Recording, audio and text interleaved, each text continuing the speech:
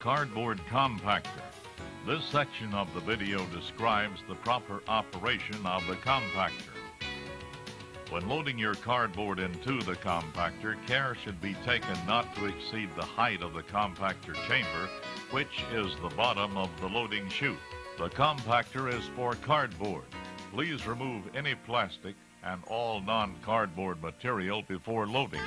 These materials can be placed in the shredder. Be sure to run your compactor every time material is placed inside the chamber. After placing cardboard inside the chamber, close the door and activate the compactor by turning the key switch to the on position. The red light indicates the compactor is processing all materials in the chute and moving the materials into the outside container.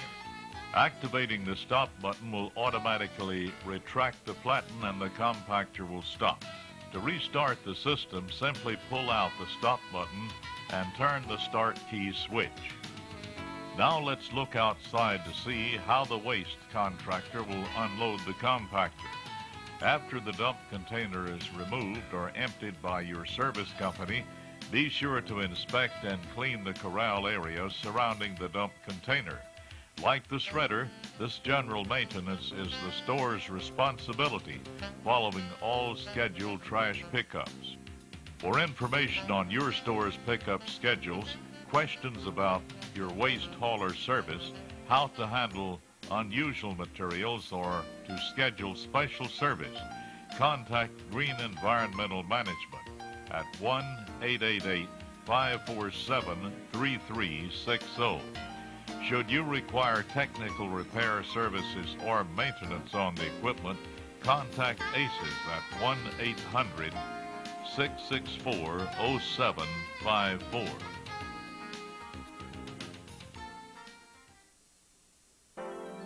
Your Walgreens waste service contractor's responsibility. Dumping the shredder container. Each store should be aware of these waste pickup procedures to be performed by your waste service contractor. Your waste service company is contracted to provide these services. Should you have any questions regarding these services, contact Green Environmental Management. On arrival, the waste service company will open the corral gates, and as a safety precaution, the operator is required to turn off the electrical power at the disconnect box. This will prevent the store's use of the shredder during the pickup. Each waste service company employee is trained on how to operate the turnbuckle before releasing the container.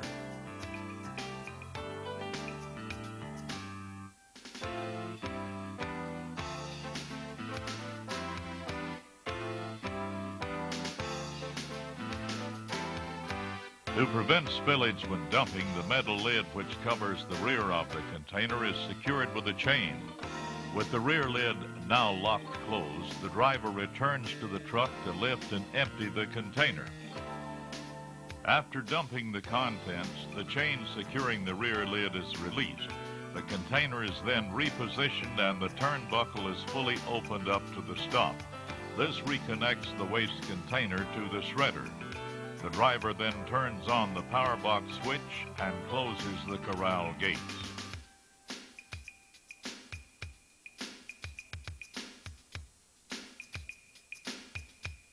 Dumping the compactor container.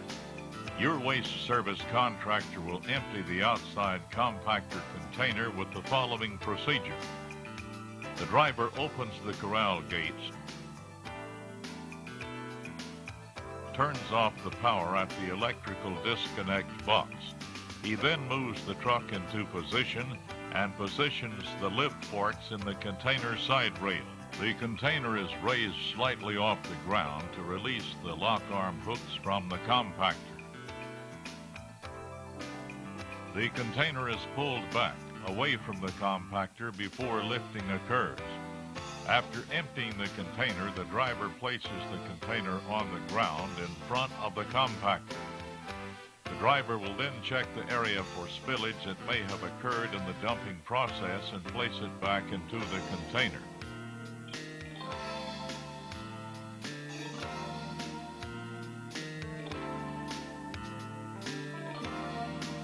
With the container on the ground, the truck pushes the container forward into position, allowing the guide rails that are located in front of the compactor to guide the container into position.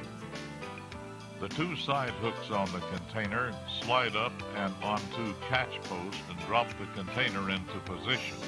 The container is now secured to the compactor. The driver checks to see that both hooks are properly locked into position and then turns on the disconnect switch and closes the gate before leaving. Note, the guide rails on each side are used to direct the container as it slides into position. The driver should not attempt to lift and carry the container bin into position. The ground guide rails are designed to do the work. If you have any questions regarding recycling of materials, your refuse pickup schedules, or have a need for a special pickup, call Green Environmental Management, 1-888-547-3360.